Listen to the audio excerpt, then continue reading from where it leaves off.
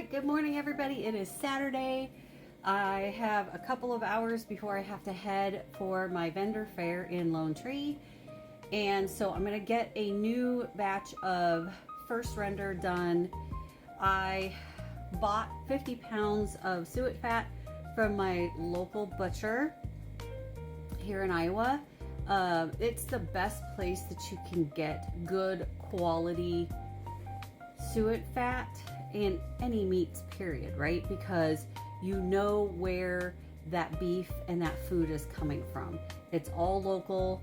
It's a very small little butcher, but he does tremendous amounts of business, and he gets all of his products from local nearby farmers.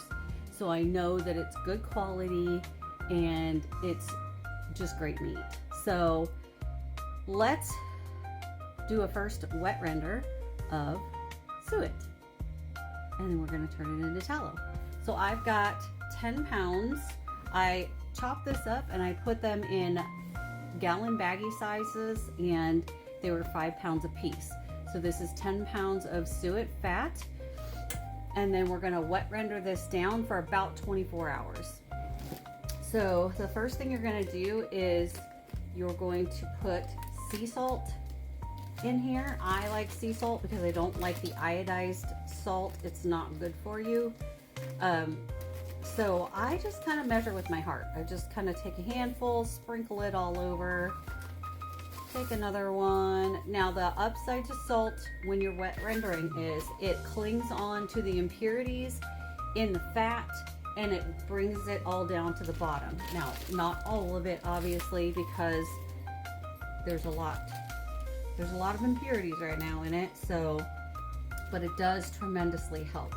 I will tell you, some people like to do several wet renders before they dry render. Dry rendering is just boiling out all of the water that's in your tallow. So I tend to just do one wet render and then I do the rest dry render. I don't know, it's just easier that way for me. That way I don't have to mess with the salt and the water every single time. But so what I'm gonna do, and now I'm gonna add water about halfway up, so about a half a gallon probably. And I use filtered water. I don't use it from the tap because, first of all, our water is extremely hard and I have no idea what else is in it. Okay, that was a little more than a half. That's okay. Measure with your heart, it's fine. So this is going to go onto into the roaster on about 225 for about 24 hours. So tonight, before I go to bed, I will take my immersion blender, because it's going to be, at that point, the fat's going to be nice and translucent, but it's still going to hold some shape to it. So I usually go in with my immersion blender and make sure everything is chopped up really finely, and that way I make sure that everything comes loose and I get all of the fat possible out of there, and I bring it down to almost no waste at all. So, and then I will let it sit again overnight, and then tomorrow morning I will strain it off and put it into the refrigerator. And then as soon as it's hardened, I will take it out, scrape as many of the impurities off the bottom as possible, and then stick them in gallon baggies so that they're ready. First of all, they take up way less space in my freezer, and they're ready to go for the first dry render when I need to make more batches of skincare. So the other thing you can do, you guys, is tallow is extremely good for cooking. I will tell you that if you use tallow oil for frying, like your chicken, anything that you would normally fry in any kind of oil, tallow is the best thing you can use. Number one, it's way more flavorful. Number two, you get a way better crisp on your fried items. And number three, it's so much healthier than any of the seed oils, even olive oil, even avocado oil.